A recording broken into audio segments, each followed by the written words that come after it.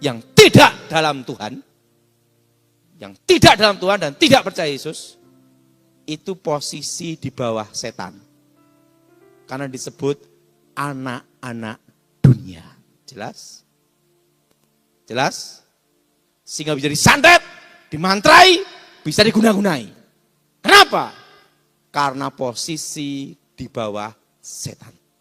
Maka disebut anak-anak dunia. Yang berbahagia ialah mereka yang mendengarkan firman Allah dan yang memeliharanya. Kalau kita percaya Yesus, hidup dalam Tuhan, dikatakan anak-anak Elohim, anak-anak Allah. Pada waktu kita percaya Yesus, kita ditebus, diselamatkan, dan dipulihkan posisi kita. Kedudukan kita kembali ke citra Tuhan. Segambar, seru, maka Alkitab berkata, malaikat Tuhan melayani orang-orang yang percaya dan yang ditebus. Amin. Artinya apa? Kita punya posisi di atas setan. Sehingga kita tidak bisa disantet, tidak bisa dimantrai, tidak bisa diguna-gunai. Kenapa? Karena posisi di atas setan. Dan kalau kita adalah anak, kita adalah ahli waris. Artinya apa? Kita layak menerima janji-janji Tuhan semuanya. Kenapa? Karena kita adalah anak. Dan kalau kita adalah anak, maka kita layak manggil Elohim sebagai Bapa. Ingat saudara, untuk menjadi seorang ayah itu mudah. Orang kawin punya anak jadi ayah. Tapi tidak mudah bisa menjadi seorang bapa. Kenapa? Karena bapa itu bertanggung jawab dari awal sampai akhir dunia ini. Maka Alkitab berkata, dia adalah bapa. Kenapa dengan bapa? Karena dia yang bertanggung jawab atas hidup saudara dan saya dari awal sampai akhir. Saudara, orang kalau menikah, ya, cantik atau tampan itu nomor 3. Yang nomor 1 adalah tanggung jawab. Siapa yang setuju angkat tangan? Nah, saya mau tanya, ibu-ibu yang setuju pendapat saya angkat tangan. Mbok ganteng sampai gini-gini, enggak ada tanggung jawab, tendang, betul enggak? Betul? Betul? Loh. Betul? Loh, orang menikah itu yang penting tanggung jawab, betul? Loh. Laki-laki itu nomor 1 tanggung jawab. Ibu-ibu mikir suaminya 1, penting tanggung jawab. Ganteng itu nomor 3, betul enggak? Tanggung jawab. Tanggung jawabmu gimana? Coba, ganteng kayak Elvis Presley, tapi tidak bisa kerja, makan tidur, ngorok terus. Tendang enggak ada? Saya enggak ngomong loh Bu ya, mereka sendiri ngomong. Ibu Nani ngomong tidak boleh ditendang, diampuni. Harus diampuni. Nah, betul? Penting apa? Tanggung. Dan kalau menikah, setelah tanggung jawab yang kedua, bisa diajak ngomong. Nah, kalau nikah tidak bisa diajak ngomong gimana? Memang patung, betul nggak? Hanya ngomong ganteng gini loh. Bisa. Orang nikah itu penting bisa tanggung jawab dan bisa diajak ngomong. Istri secantik apapun, tidak bisa diajak ngomong. Suaminya yang kopior, betul nggak? Betul Bapak-Bapak? Bapak yang setuju angkat tangan. Kenapa? Udah beban penderitaan. Betul? Orang menikah itu penting nomor 1, tanggung jawab. Kedua apa? Bisa diajak ngomong, betul enggak? Betul? Betul? Yang ketiga baru ganteng atau cantik itu nomor 3. Saudara tanya pada siapapun, jawabannya sama. Betul Pak Gideon? Ngalami dia. Penting istri bisa diajak ngomong, kalau enggak aku kopior semaput pingsan. Jadi orang nikah itu simpel loh. Nah, pertama tanggung jawab. Betul? Betul? Kedua apa, saudara? Diajak bicara komunikasi. Coba kalau punya suami, papi gini, banyak. Tidak bisa diajak ngomong bertahun-tahun. Itu istrinya, tidak stroke aja bagus. Saudara. Betul? Betul? Penting bisa diajak apa? Bicara. Bisa rembukan. Bisa komunikasi. Betul? Ketiga, ganteng itu nomor 3. Cantik itu nomor 3. Yang nomor 1 itu. Tanggung jawab. Maka Alkitab berkata, dia adalah Bapa. Teman untuk Tuhan kita adalah. Artinya apa? Dia yang bertanggung jawab keseluruhan hidup kita. Dari awal sampai akhir. Ini bicara tentang prioritas kita sebagai anak-anak Elohim. Dan otoritas kuasa untuk mengalahkan iblis. Karena posisi kita dipulihkan menjadi anak-anak Tuhan. Saudara, saya beritahu pada saudara. Tahun 2025 badainya akan datang berat di tahun 2026. Masih ingat tidak saudara? Tahun 2025 nanti puncak krisisnya di Agustus September terjadi kerusuhan. Betul? Betul? Betul? Nah, tahun depan. Ini tahun depan. Lebih berat daripada tahun ini. Nah, sekarang apa yang harus saudara lakukan untuk tahun depan? Betul? Betul? Saat menyongsong badai. Badainya bukan wabah sakit penyakit, bukan. Tapi resesi keuangan, ekonomi. Yang menengah ke bawah tapi. Kalau Pak Gideon tidak ada pengaruh. Ibu Nani apalagi, tidak ada pengaruh. Nah, sekarang saya beritahu. Untuk mengetahui suatu inflasi, nilai uang yang sebenarnya. Untuk mengetahui nilai inflasi, nilai value uang yang sebenarnya. Itu bukan dari mata uang. Misalnya mata uang US dollar, itu bisa diintervensi dan operasi pasar. Yang kedua, bukan dari beras, atau dari kain, atau dari rumah. Untuk melihat suatu inflasi. Itu bisa ditekan dengan intervensi dan operasi pasar. Betul? Untuk mengetahui suatu inflasi, itu mudah. Lihat dari emas. Emas.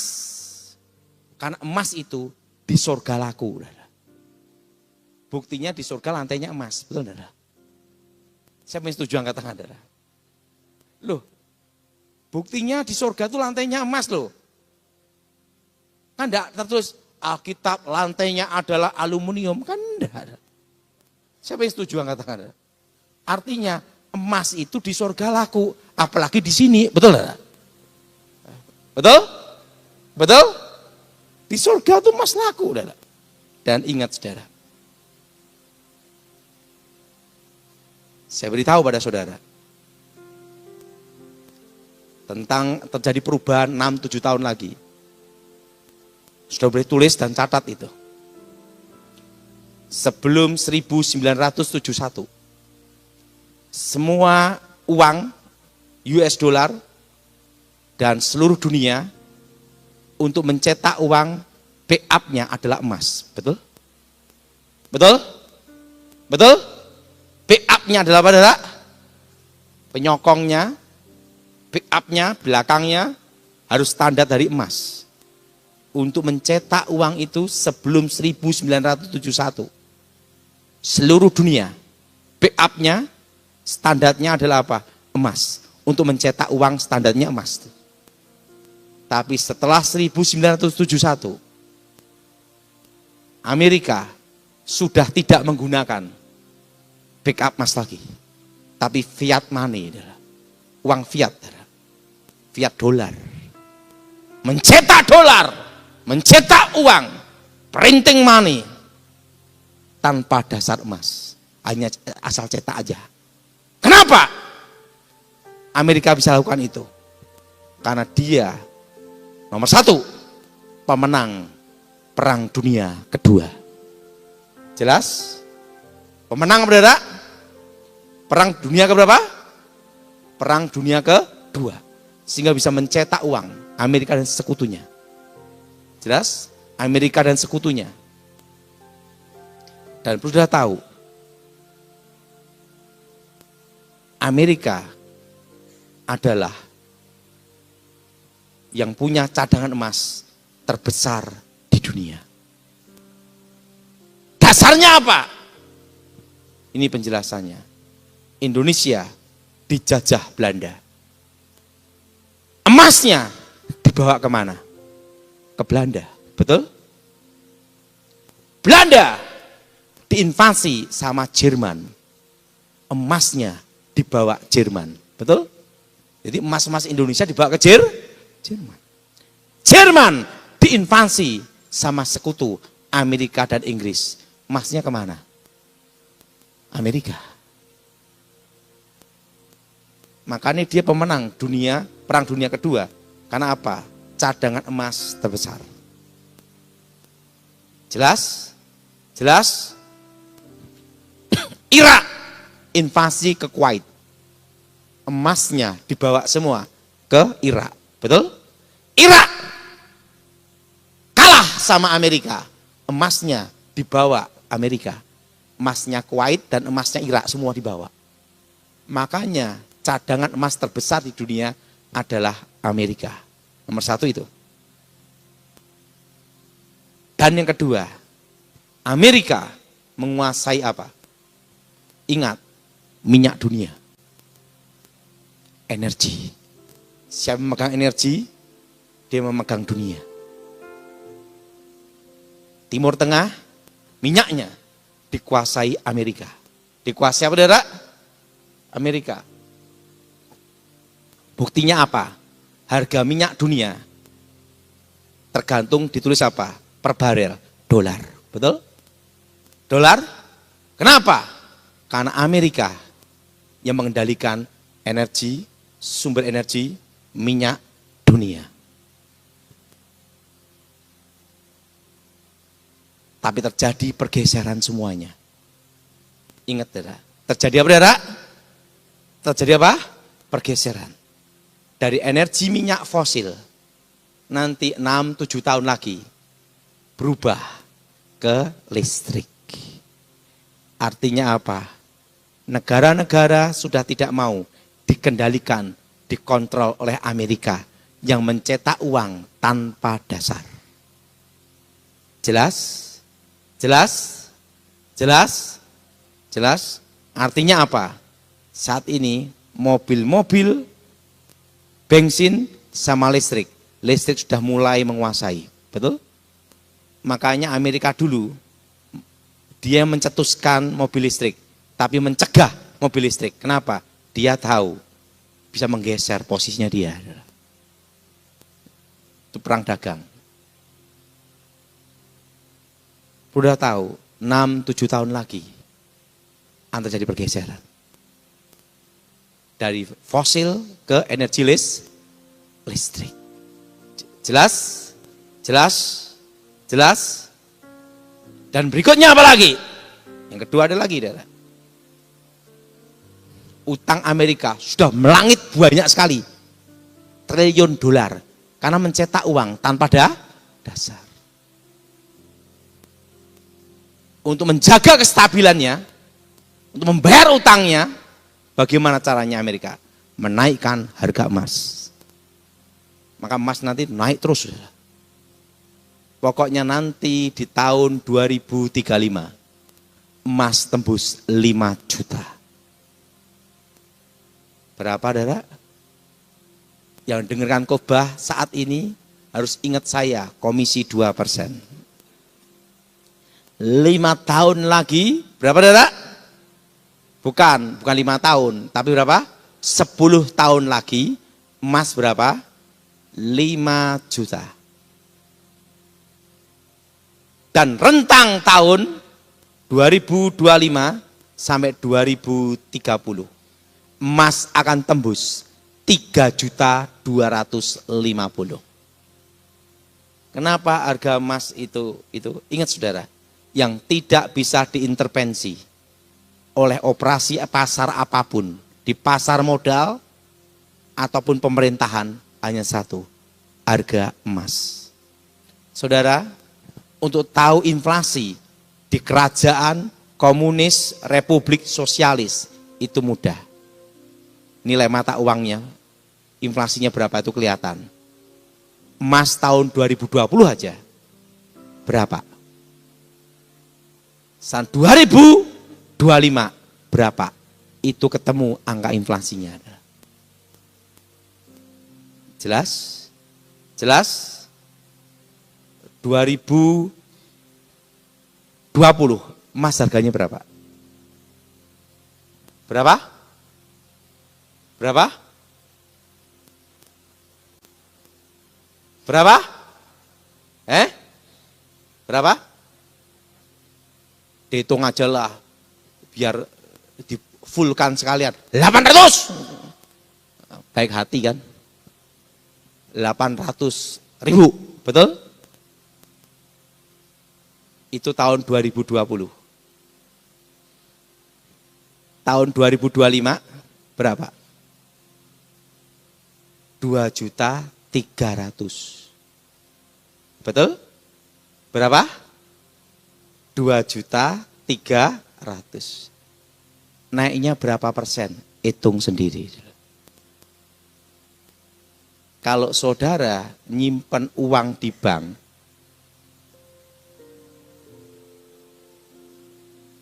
hari ini 1 miliar. 10 tahun lagi harganya bukan 1 miliar. Tergerus oleh inflasi. Jadi saudara, saran saya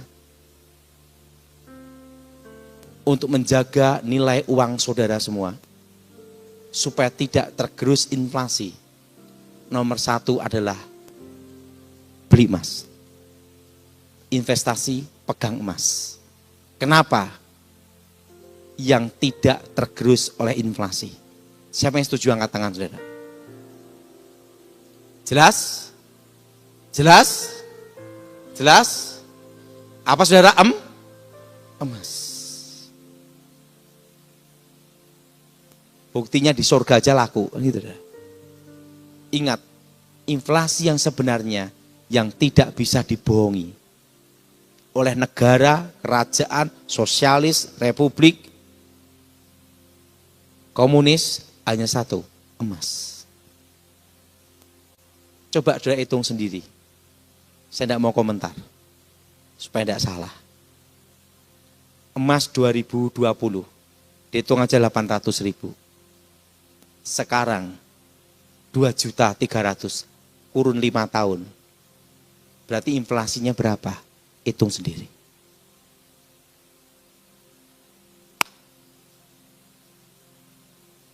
Kalau saudara pegang uang 1 miliar sekarang, 10 tahun ke depan tergerus oleh inflasi, tinggal berapa?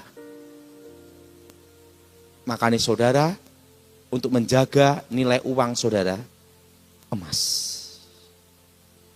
Jelas? Safe haven. Cash flow, jual cepat. Jelas? Jual apa? Jual apa? Cepat. Itu emas. Emas dimanapun diterima. Betul? Betul? Dan yang tidak tergerus oleh inflasi. Tapi emas punya kelemahan. Tidak bisa bertumbuh, tidak bisa berbuah. Emas itu hanya disimpan. Betul? Betul? Untuk apa? Cash flow, kita perlu uang, jual. Nomor 1, emas. Kelemahannya itu, tidak bertumbuh, tidak berbuah. Betul?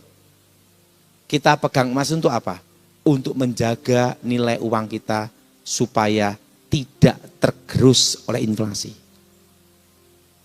Saya setuju angkat tangan. Tapi emas fisik, jangan digital. Kenapa? Ingat, fisik. Apa saudara? Kedua, tanah. Tanah itu ada kelemahannya. Tidak bisa dijual cepat dan long time, jangka panjang. Tapi tanah punya kelebihan. Bisa dikembangkan, bisa berbuah, bisa bertumbuh. Buktinya apa? Kita nanam pohon, buahnya apa? Betul? Dan bisa menghasilkan, itu tanah. Untuk ruko, untuk bangunan, dikelola apapun, tanah bisa berkembang. Betul? Betul? Tapi belinya tanah harus tepat. Pinggir jalan, 2 mobil lewat, minimal itu. Pinggir kota kalau beli, saudara, saya beritahu. Karena kota terlalu mahal. Jelas, saudara? Yang kedua, saudara kalau beli atau simpan tanah. Siapa yang setuju angkat tangan saudara? Itu yang tidak tergerus oleh inflasi. Jadi kita ini, saya mau tanya, kalau kita beli tanah sekarang, 1 meter 5 juta. 5 tahun ke depan, jadi 15 juta. Saya mau tanya, untung rugi? Yang ngomong untung angkat tangan. Salah. Tidak untung, tidak rugi. Kenapa? Inflasi, saudara. Betul? Bagaimana? Betul benar nih? Inflasi, nilai uangnya yang turun. Betul? Betul? Betul? Siapa yang setuju pendapat saya? Angkat tangan, saudara. Coba, saudara beli tanah ini 5 juta. Oke, 5 tahun lagi naik jadi 15 juta. Untung apa rugi? Ya enggak untung, enggak rugi, saudara. Kan PBB aja kelihatan harganya, betul? Itu supaya apa? Supaya nilai uang kita yang saat itu kita punya tidak tergerus oleh inflasi. Jadi tujuan beli tanah, tujuan nyimpan emas harus image-nya dirubah. Bukan cari untung.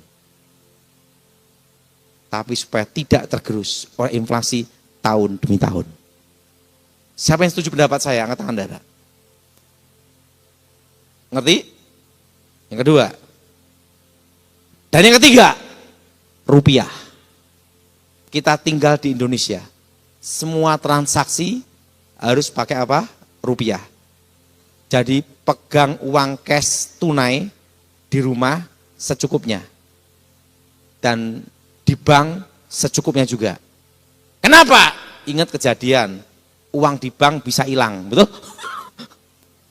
Betul? Betul? Jadi ini pesan untuk saudara semua. Emas, tanah, 3 apa? Rupiah. Dan yang keempat, Pak, kalau emas yang punya duit, kalau kita ini yang setengah punya duit, setengah susah. Nyimpen apa? Yang keempat, perak. Perak batangan disimpan. Karena perak nanti di 2035 harganya lipat-lipat. Ingat Komisi 2. Jelas? Jelas? Jelas? Nah, bagi saudara setelah perak apalagi? Ngomong sama sebelahnya, tembaga. Kalau saudara punya uang, punya berkat, beli saham, bond, surat berharga, tembaga. Karena tembaga di masa depan akan menyalip perak. Kenapa menyalip perak? Karena 6-7 tahun lagi akan terjadi pergeseran energi fosil ke listrik. Perlu namanya penghantar listrik, tembaga. Dunia banyak memerlukan tembaga di 6-7 tahun ke depan. Jelas? Jelas? Jelas? Ya. Ingat, komisi berapa? Hah? Jadi ingat, 6-7 tahun lagi akan terjadi pergeseran. Dan sekarang sudah dimulai. Betul? Sudah di apa? Sudah dimulai. Waktu saya bicara 2 tahun lalu, perak akan naik berlipat-lipat dimulai tahun 2025. Tidak ada yang percaya. Bahkan saya dimaki-maki, dikata-katain macam-macam di netizen, ada bahkan bikin TikTok. Karena harga perak itu selama 10 tahun tidak pernah naik. Kan itu dah. 2 tahun yang lalu saya bicara, perak akan tembus. Naik, mulai naik berlipat itu di 2025 sampai 2035. Sekarang naik berapa persen? 100%. Betul? Betul? Betul? Lipat kan? Dari berapa? Dan sekarang waktu itu 2022 saya beritahu kita mengalami inflasi semua. Puncaknya di tahun 2026. Dan waktu itu saya beritahu semua suruh nyimpan emas. Karena nanti di tahun 2025 emas akan tembus 2 juta. Ya masih ingat pesan Tuhan untuk saudara semua di tahun 2022, angkat tangan saudara. Itu 2022 itu saya bicara. Tembus. Sekarang 2.300.000. Nanti 2030 tembus 3.250.000. Makanya saudara semua, saya suruh semua nyimpen emas walaupun 1 gram. Masih ingat? Nah, nanti yang akan menyalip adalah apa? Tembaga. Langsung. Sudah punya berkat, uang, tenang aja. Simpen apa? Tembaga. Surat berharga yang berhubungan dengan tembaga. Karena nanti dunia lebih memerlukan tembaga daripada perak. Jelas? Jelas? Jelas? Nah, yang keempat ini. Dan yang kelima adalah bioteknologi. Apa saudara? Ini tentang masa depan. Dimulai tahun ini, 6-7 tahun lagi, Cina akan berhasil meregenerasi ginjal dan pankreas. Itu 6-7 tahun lagi akan dimulai. Nanti pusat kesehatan, alat kesehatan, pusat kesehatan seluruh dunia itu di Cina yang akan menggeser. Menggeser apa? Singapura, Jerman, Malaysia. Kan banyak orang kalau sakit Asia banyak ke Singapura, betul? Atau Malaysia. Itu yang tergeser semua. Pusat kesehatan nanti ada di China. Ada di mana, Saudara? Karena China nanti akan berhasil regeneratif sel. Dan waktu di masa depan saya diperlihatkan mereka berhasil mencuri teknologi dari mana? Dari Jerman dan dari Israel. Made in China. Jelas? Jelas? Jelas? Ingat, regeneratif sel itu yang ditemukan. Kalau saudara ada berkat, beli saham bioteknologi China. Tapi ingat, komi berapa persen? Dan yang keenam, saudara bisa catat itu, saudara. 8 tahun lagi, nanti energi akan menggunakan, dunia akan banyak menggunakan untuk sumber energi dan energi namanya logam tanah jarang. Apa saudara? Logam apa? Logam tanah jarang.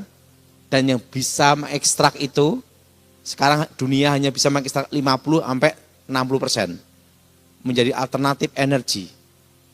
Seperti penghantar, teknologi untuk perang militer, teknologi canggih, semua banyak menggunakan logam tanah jarang. Teknologi high tech semua banyak menggunakan logam tanah jarang. Logam tanah jarang itu nanti harganya akan naik karena China dan Rusia berhasil mengekstrak 100% logam tanah jarang. Mengekstrak industri. Itu di tahun 2000, berapa saudara? 8 tahun lagi? Hah? Nah, saudara punya berkat langsung logam tanah jarang. Itu saham akan naik semua. Tapi ingat, tidak boleh lupa apa? Amin. Dan ingat saudara, emas. Kedua apa lagi? Tanah. Ketiga apa? Rupiah. Keempat apa? Yang kelima? Yang keenam? Bioteknologi. Padahal ini Bu Nani, saya tuh hanya bercanda 2 komisi 2% ya. Ini tak taunya dianggap sungguhan loh. Tahu enggak? Ada nelpon saya, Pak Daud, aku beli emas tahun 2020. Waktu Pak Daud khotbah tentang emas, aku beli, aku untung banyak Pak Daud. Tahu enggak? Saya ditransfer berapa? 100 juta. Enggak? Kenapa kamu transfer? Takut kualat Pak. Kenapa? Kan Pak Daud ngomong, yang beli emas tidak boleh lupa 2%. Dikira beneran Bu. Padahal saya itu bercanda aja. Kan saya ini penyampai pesan, Tuhan itu baik. Adalah salah satu konglomerat ngomong sama saya. Tuhan itu adil Pak Daud. Pak Daud hanya mendapat karunia melihat masa depan, tapi tidak ada karunia untuk beli barangnya.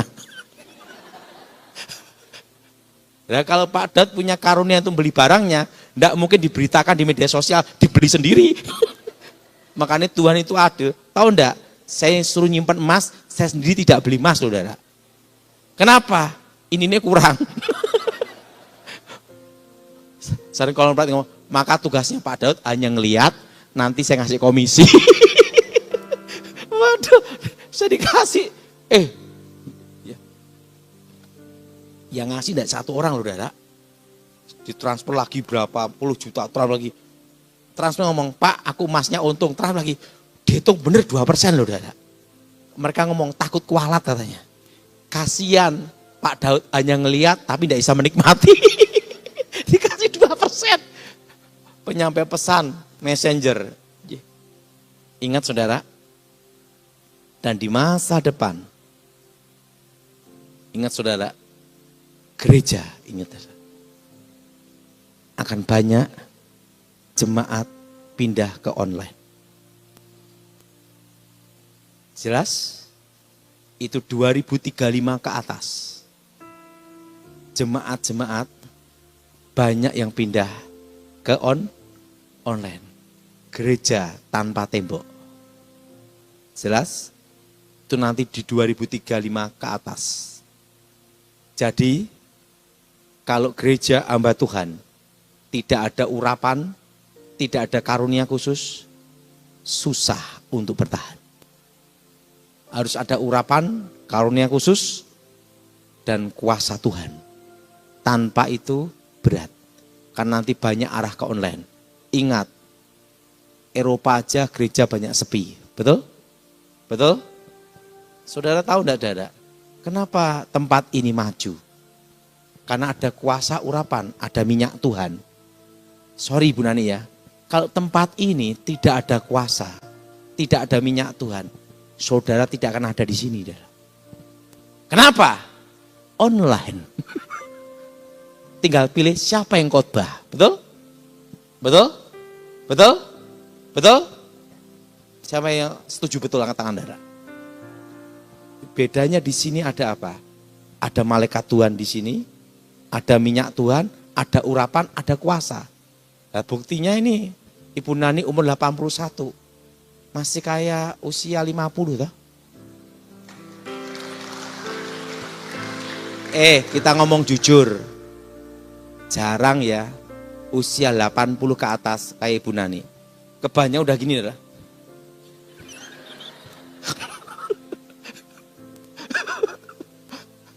Atau udah gini. Betul? Yang berikutnya lebih parah, udah mati. Orang mati di bawah usia 70 tahun banyak banget. Dah. Di bawah usia 50 tahun itu banyak banget. Betul? Coba perhatiin Ibu Nani. 81 loh. Saya mau tanya, siapa umurnya di atas 80? Angkat tangan.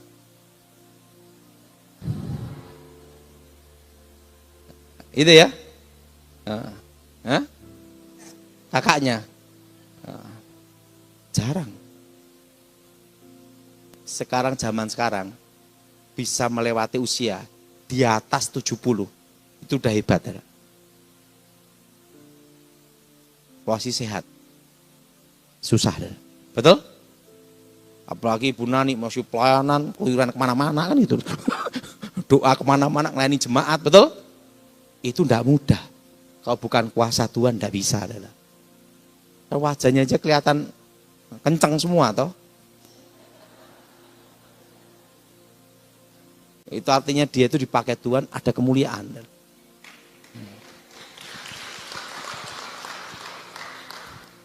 Ingat waktu saya merhatiin ya, kita ngomong sendiri ya. Dunia ini adil. Bahwa semua manusia di bawah kolong langit diberinya kesusahan masing-masing. Saya ngelayani seorang pejabat di Genduk Bundar, Senayan. Ganteng, kaya raya, pejabat, punya power, kuasa. Hebat enggak? Udah ganteng, kaya raya. Duit banyak. Ganteng. Pejabat punya kuasa. Istrinya cantik. Kaya raya. Business woman. Kurangnya apa? Hanya satu mereka yang tidak ada. Anak. Mereka tidak punya anak. Sampai bayi tabung, sampai macam-macam. Tidak bisa punya anak. Coba yang di desa, tidak usah mikir kayak anak mana terus.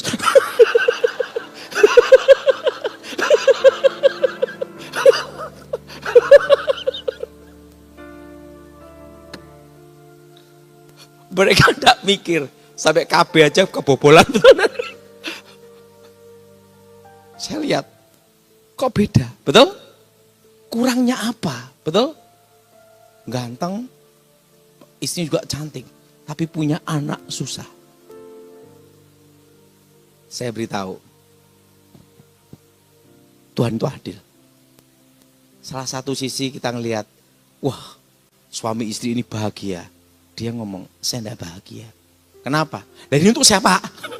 Tidak punya anak. Saya beritahu, sehebat apapun manusia, sebahagia apapun manusia, dia punya kesusahannya sendiri. Saya tuh perhatiin, saya khotbah di Batam, pelayanan di Batam. Ada suami istri bertahun-tahun ingin punya anak, tidak bisa punya anak. Makanya saudara yang punya anak itu berkat Tuhan. Apa yang terjadi? Saya bercanda, dianggap sungguhan. Coba kamu makan toge. Tahu toge? Cokolat. Demi ingin punya anak, dia makan toge terus. Tiap hari sampai muntah-muntah. Sampai dia melihat toge. Kenapa? Itu gini kan. Dia makan toge pagi, siang, malam. Supaya demi punya. Dia nyerah pada Tuhan. punya anak perempuan satu, satu aja, saudara. Itu pergumulan bertahun-tahun, saudara. Terusan waktu saya khotbah, dia datang produk toki.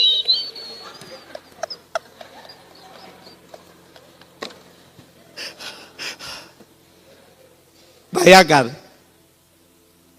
demi punya apa, saudara? Anak. Artinya apa? Suami istri mapan semua. Makanya saudara, kita ini perhatiin, Tuhan itu adil. Betul? Betul? Yang setuju angkat tangan, saudara. Ingat bahwa Tuhan menjawab doa kita melebihi apa yang kita pikirkan. Tahun depan, saya beritahu cara untuk bertahan. Saudara semua, tahun ini yang punya utang-utang bank beresin dulu. Pak, kamu mau mengembangkan usaha gimana? Ingat, jangan buka cabang baru kecuali saudara beli tanah. Beli tanah oke. Kenapa? Menjaga nilai mata uang. Jangan buka bisnis baru dulu. Karena kondisi seperti ini masih sampai akhir tahun depan. 2027 ekonomi baru bergerak. Harga properti baru naik setelah melewati puncak inflasi. Tetapi ingat, Indonesia pulih itu masih tahun 2032. Ngomong sebelahnya 2032. Jelas? Jelas? Jelas? Jelas? Saudara, ingat, semua jemaat tempat ini stop nambah hutang. Apapun yang terjadi, engkau bertahan. Yang sudah terlanjur hutang, jangan nambah lagi. Bila perlu dilunasin. Sampai 2026. Jelas? Sampai berapa?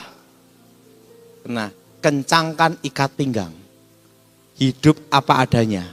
Jelas? Bertahan. Sampai tahun berapa? 2027. 2027 itu ekonomi baru bergerak. Baru bergerak. Tahun depan itu berat sekali. Dan ingat saudara, ini pesan yang saya sampaikan untuk saudara. Khusus untuk jemaat sini, tidak semua ya. Khusus jemaat tempat ini. Usahakan saudara, jangan bisnis yang berhubungan dengan subsidi atau sosial. Jelas? Jangan bisnis yang berhubungan dengan apa? Subsidi. Jelas? Maksudnya subsidi dari pemerintah. Khusus jemaat tempat ini. Usahakan jangan. Bisnis ya profesional aja. Dan yang kedua, nanti 3-5 tahun lagi akan banyak masalah yang berhubungan dengan koperasi. Apa saudara? Koperasi. Jadi saudara yang berhubungan dengan koperasi, harus koperasinya harus jaminan pemerintah dan hukum yang jelas. Tapi saran saya, hindari bisnis yang berhubungan dengan koperasi. Khusus jemaat tempat ini. Bukan yang lain lah ya. Nanti engkau akan tahu di jawabannya 5 tahun lagi.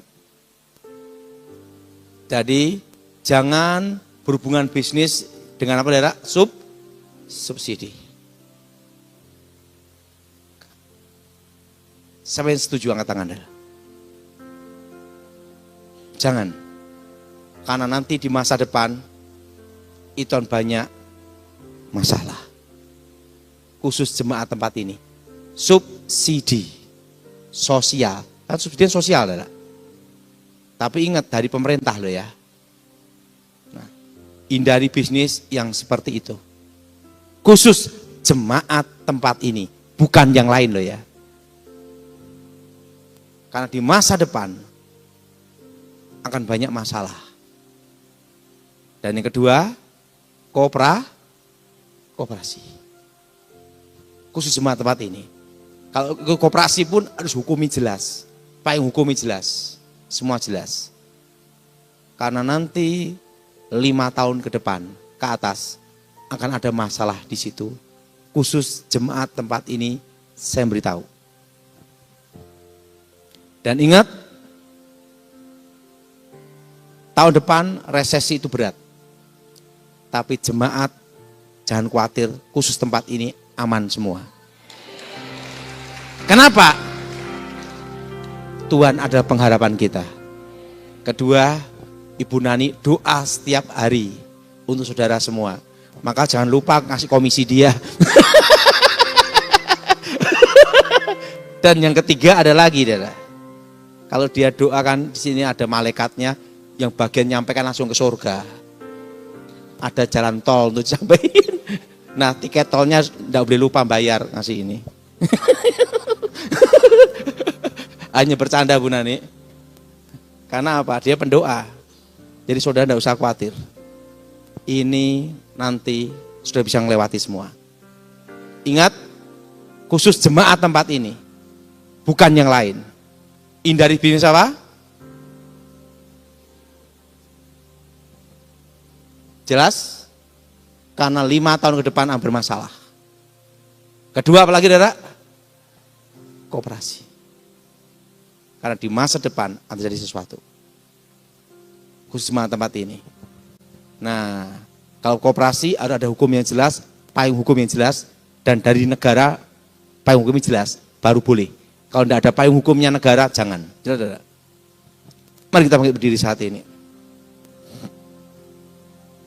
Yang minta didoakan silahkan maju depan. Lagu ini saya dapat itu tahun 2021. Tuhan memberikan langsung lagu ini, kaki rusak tadi.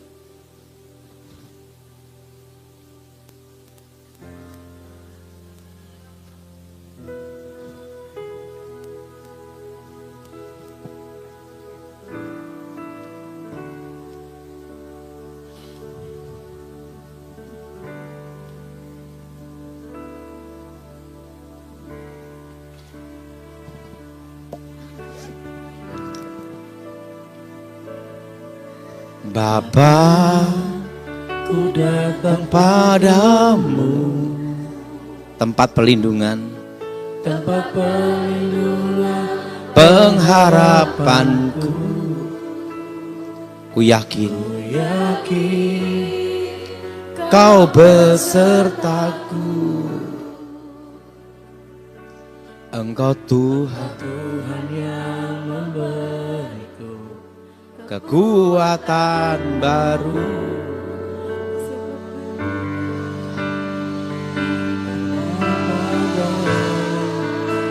Seperti kaki mendaki di bukit batu, kau memberi kekuatan di tengah badai hidupku. Ku yakin kau mengangkatku seperti raja wali terbang di langit biru.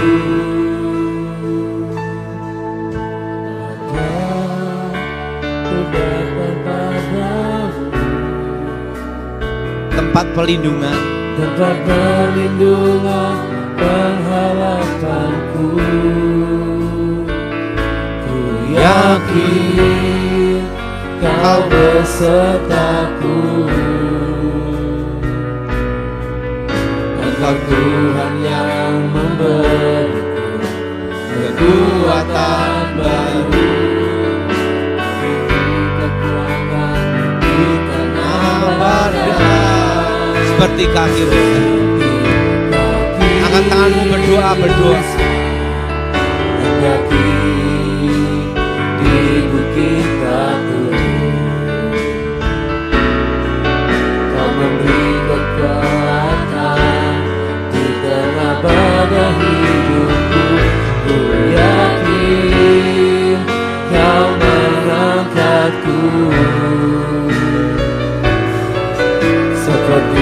Raja Wali, terbang di langit biru, seperti kaki rusa mendaki di bukit batu. Kau memberi kekuatan di tengah badai hidupku. Ku yakin Kau mengangkatku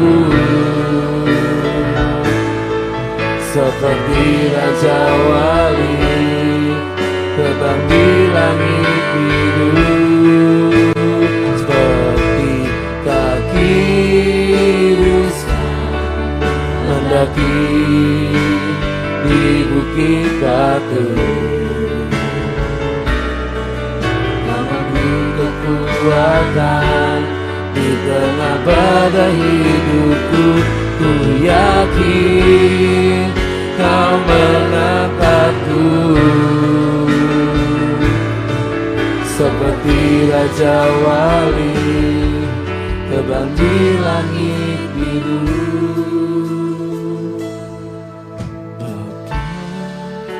Bapa, ku datang padamu, tempat perlindungan pengharapanku. Ku yakin Kau besertaku. Engkau Tuhan yang memberiku kekuatan baru. Bapa, ku datang padamu, tempat perlindungan pengharapanku. Ku yakin Kau besertaku. Engkau Tuhan yang memberiku kekuatan baru. Kau beriku kekuatan di tengah badai, seperti kaki rusa mendaki di bukit batu. Kau memberi kekuatan di tengah badai hidupku. Ku yakin Kau mengangkatku seperti Raja Wali, terbang di langit biru.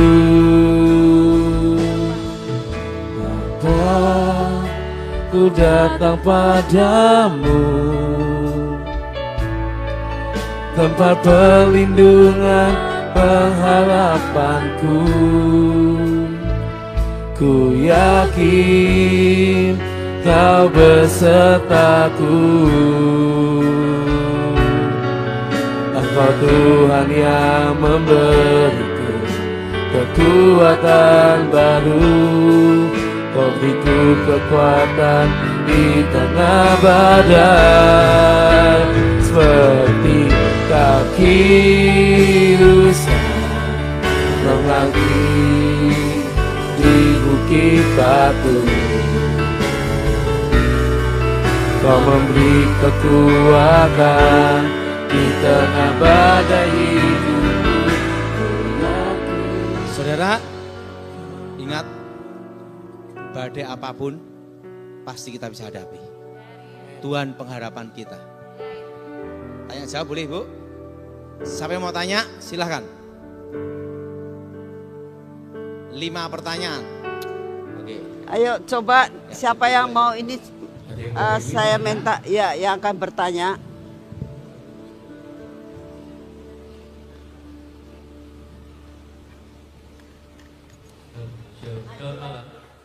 Oke, mau tanya? Malam Pak Daud. Saya tahun 2021 melihat videonya Pak Daud itu di Sydney.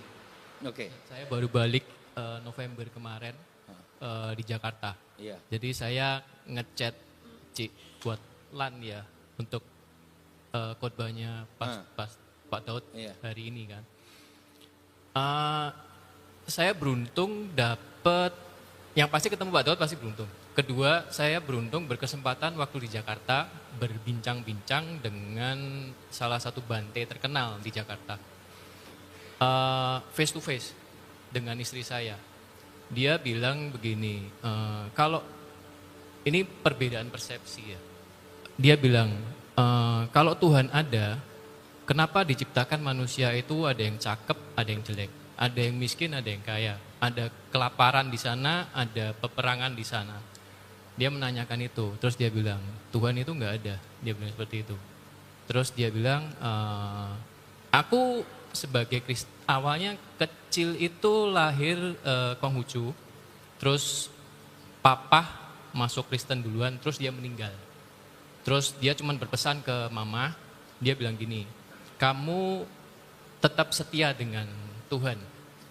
Nah, terus waktu kecil saya juga kepahitan, pernah ikut komsel, ikut gereja pelayanan, waktu 98 krisis, semua orang gereja hilang. Saya sempat kepahitan, tapi keluarga, mamah dan adik masih setia dengan Tuhan, dan saya kembali sama Tuhan. Saya merasakan sendiri Tuhan itu ada. Cuman saya nggak bisa balas bante itu. Saya cuman pengen tahu dari perspektif Pak Daud yang pernah bermeditasi atau apapun itu. Karena berapa bulan yang lalu saya dapat Lamentation 3 ayat 28 ya, ratapan. Dia dibilang di situ kalau kita sedang hidup yang berat, berkesusahan dalam bahasa Inggrisnya, kita harus duduk diam, tenang, menyendiri. Nah, saya menginterpretasikan, oh berarti Tuhan itu ada dalam diri kita. Kan saya nggak belajar Alkitab. Oke, Jadi saya tahu. kurang tahu. Oke. Ya, itu yang saya mau tahu. Pertama, kalau kita tanya kenapa ada yang susah, ada yang senang, artinya apa? Bahwa Tuhan menciptakan manusia, menciptakan dunia ini, itu adalah keadilan. Semua orang, kaya atau miskin, itu pasti pernah ada namanya kesusahan. Kenapa ada banyak variasi? Untuk supaya ada perbedaan. Tetapi ingat, semua itu adalah keadilan Tuhan. Kalau mau jelasnya, tanya Tuhan sendiri. Betul? Betul? Kalau saya itu simpel. Pertama, orang berkata apa tentang Yesus, terserah. Tetapi, saya sudah ketemu Tuhan sendiri. Dan itu lebih saya yakin daripada belajar apapun juga. Karena saya ketemu Yesus sendiri. Nomor satu itu. Kedua, dia datang, dunia berubah. Ada namanya tahun Cina, tahun Jawa, tahun Arab. Tapi seluruh dunia pakai tahun apa? Itu tahunnya siapa? Yesus Kristus. Padahal penduduk dunia terbesar adalah Cina. Ibaratnya orang Cina kencing bersama, Indonesia banjir, betul? Miliatan, betul? Cirebon banjir juga, betul? Tapi kenyataannya, ingat, yang dipakai seluruh dunia adalah tahun apa? Yesus Kristus. Padahal ingat, Yesus itu adalah lahir di Bethlehem dan besar di Nazaret, orang desa, betul? Ketiga, orang Kristen, komunis, ateis, sosialis, semua agama, bahkan yang ateis yang tidak percaya Tuhan, semua memperingati kebangkitan dia. Hari Minggu libur, betul? Betul? Kalau tidak libur, ngelembur, betul? Seluruh dunia hari Minggu itu libur, tanggal merah. Ingat, hari Minggu hari kebangkitan siapa? Yesus Kristus. Jadi kalau ditanya masalah gimana dunia ini, ada yang sakit, ada yang susah, saya sudah dari saudara semua. Semua ada perbedaan, ada variasi, karena Tuhan itu adil. Tapi lebih jelasnya tanya Tuhan sendiri. Oke. Lagi? Cek. Pak, saya mau nanya, bagaimana menurut Bapak, apakah rapture sebelum masa 7 tahun tribulasi itu benar-benar ada, termasuk antikris yang bakal menguasai dunia, dan apakah rencana New World Order atau satu dunia yang baru itu akan terjadi, Pak? Terus terang itu bukan bidang saya. Yang saya tahu satu, dia datang kedua kalinya. Nabi Siapa yang percaya Yesus Nabi terakhir? Angkat tangan. Kenapa buktinya? Dia datang yang terakhir, betul? Mengadili hari kiamat. Oke? Sekali lagi. Dari yang online, Pak. Pak, bagaimana dengan cryptocurrency, Pak? Itu kan sedang tradingnya dan sedang boomingnya. Itu kan maya, Pak. Apakah aman atau tidak? Yang fisik aja ndak aman, apalagi yang maya. Bukti ini bisa apa? Kita punya tanah diduduki orang aja kita pusing, betul enggak? Itu yang nyata loh, Saudara, betul? Apalagi yang tidak nyata. Ingat, ini pesan untuk saudara semua. Dalam jangka 3-5 tahun ini, fokuskan bisnis yang real, nyata. Jelas? Fisik. Nyata. Dalam 3 tahun ini. Ingat, ngomong sebelahnya, fisik nyata.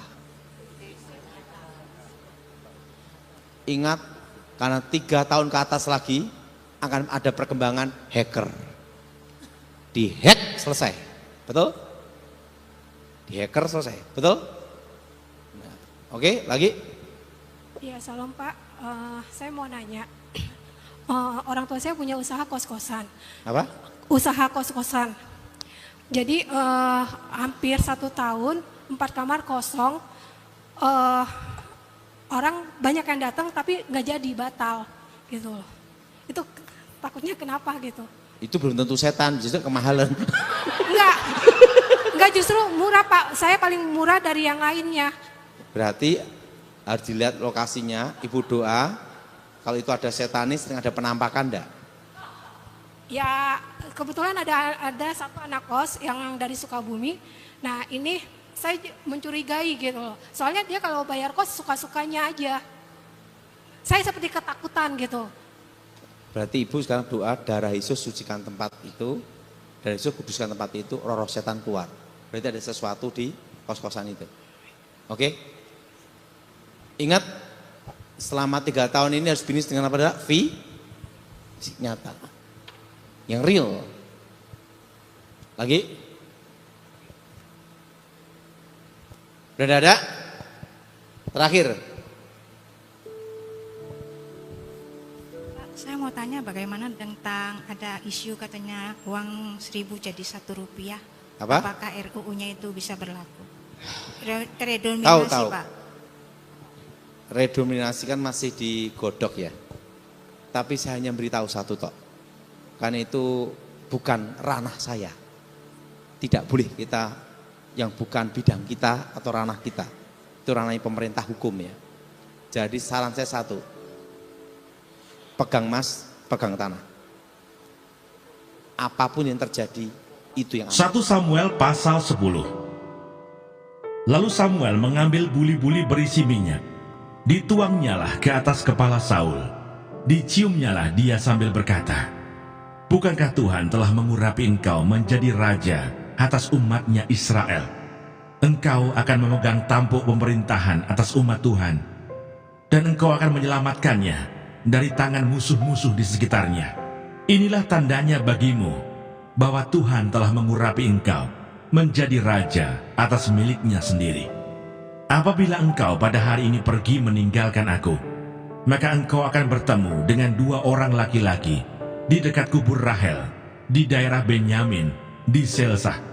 Mereka akan berkata kepadamu, keledai-keledai yang engkau cari itu telah diketemukan, dan ayahmu tidak memikirkan keledai-keledai itu lagi, tetapi ia khawatir mengenai kamu, katanya, apakah yang akan kuperbuat untuk anakku itu? Dari sana engkau akan berjalan terus lagi, dan sampai ke pohon Tarbantin Tabor. Maka di sana engkau akan ditemui oleh 3 orang laki-laki yang naik menghadap Allah di Betel. Seorang membawa 3 ekor anak kambing, seorang membawa 3 ketul roti, dan yang lain lagi sebuyung anggur. Mereka akan memberi salam kepadamu dan memberikan kepadamu 2 ketul roti yang akan kau terima dari mereka. Sesudah itu engkau akan sampai ke Gibea Allah, tempat kedudukan pasukan orang Filistin. Dan apabila engkau masuk kota, engkau akan berjumpa di sana dengan serombongan nabi yang turun dari bukit pengorbanan dengan gambus, rebana, suling, dan kecapi di depan mereka. Mereka sendiri akan kepenuhan seperti nabi. Maka roh Tuhan akan berkuasa atasmu. Engkau akan kepenuhan bersama-sama dengan mereka dan berubah menjadi manusia lain. Apabila tanda-tanda ini terjadi kepadamu, lakukanlah apa saja yang didapat oleh tanganmu, sebab Allah menyertai engkau. Engkau harus pergi ke Gilgal mendahului aku, dan camkanlah, aku akan datang kepadamu untuk mempersembahkan korban bakaran dan korban keselamatan. Engkau harus menunggu 7 hari lamanya, sampai aku datang kepadamu dan memberitahukan kepadamu apa yang harus kau lakukan. Sedang ia berpaling untuk pergi meninggalkan Samuel, maka Allah mengubah hatinya menjadi lain. Dan segala tanda-tanda yang tersebut itu terjadi pada hari itu juga. Ketika mereka sampai di Gibea dari sana, maka bertemulah ia dengan serombongan nabi. Roh Allah berkuasa atasnya, dan Saul turut kepenuhan seperti nabi di tengah-tengah mereka. Dan semua orang yang mengenalnya dari dahulu melihat dengan heran bahwa ia bernubuat bersama-sama dengan nabi-nabi itu. Lalu berkatalah orang banyak yang satu kepada yang lain, apakah gerangan yang terjadi dengan anak Kis itu? Apa Saul juga termasuk golongan nabi? Lalu seorang dari tempat itu menjawab, siapakah bapa mereka? Itulah sebabnya menjadi peribahasa, apa Saul juga termasuk golongan nabi? Setelah habis ia kepenuhan seperti nabi, pulanglah ia. Dan paman Saul berkata kepadanya dan bujangnya, dari mana kamu? Jawabnya, mencari keledai-keledai itu. Tetapi ketika tidak terlihat, maka kami pergi kepada Samuel. Kemudian paman Saul itu berkata, coba ceritakan kepadaku, apa yang dikatakan Samuel kepada kamu? Kata Saul kepada pamannya itu, terus saja diberitahukannya kepada kami, bahwa keledai-keledai itu telah diketemukan. Tetapi perihal menjadi raja yang telah dikatakan Samuel kepadanya, tidak diceritakan kepadanya. Saul menjadi raja dengan undian. Kemudian Samuel mengerahkan bangsa itu ke hadapan Tuhan di Mizpah. Dan ia berkata kepada orang Israel itu, beginilah firman Tuhan Allah Israel, aku telah menuntun orang Israel keluar dari Mesir, dan telah melepaskan kamu dari tangan orang Mesir, dan dari tangan segala kerajaan yang menindas kamu. Tetapi sekarang kamu menolak Allahmu yang menyelamatkan kamu dari segala malapetaka dan kesusahanmu dengan berkata, tidak, angkatlah seorang raja atas kami. Maka sebab itu, berdirilah kamu di hadapan Tuhan, menurut sukumu dan menurut kaummu. Lalu Samuel menyuruh segala suku Israel tampil ke muka, maka didapati suku Benyamin. Sesudah itu, disuruhnyalah suku Benyamin tampil ke muka menurut kaum keluarganya. Maka didapati kaum keluarga Matri. Akhirnya disuruhnyalah kaum keluarga Matri tampil ke muka seorang demi seorang. Maka didapati Saul bin Kis. Tetapi ketika ia dicari, ia tidak diketemukan. Sebab itu ditanyakan pula lah kepada Tuhan, apa orang itu juga datang kemari? Tuhan menjawab, sesungguhnya ia bersembunyi di antara barang-barang. Berlarilah orang ke sana dan mengambilnya dari sana. Dan ketika ia berdiri di tengah-tengah orang-orang sebangsanya, ternyata ia dari bahu ke atas lebih tinggi daripada setiap orang sebangsanya. Dan Samuel berkata kepada seluruh bangsa itu, kamu lihatlah orang yang dipilih Tuhan itu, sebab tidak ada seorang pun yang sama seperti dia di antara seluruh bangsa itu. Lalu bersoraklah seluruh bangsa itu demikian, hidup raja. Kemudian Samuel menguraikan kepada bangsa itu tentang hak-hak kerajaan, menuliskannya pada suatu piagam, dan meletakkannya di hadapan Tuhan. Sesudah itu Samuel menyuruh seluruh bangsa itu pulang, masing-masing ke rumahnya. Saul pun pulang ke rumahnya, ke Gibea, dan bersama-sama dengan dia ikut pergi orang-orang gagah perkasa yang hatinya telah digerakkan Allah. Tetapi orang-orang dursila berkata, masakan orang ini dapat menyelamatkan kita? Mereka menghina dia dan tidak membawa persembahan. Yang berbahagia ialah mereka yang mendengarkan firman Allah dan yang memeliharanya.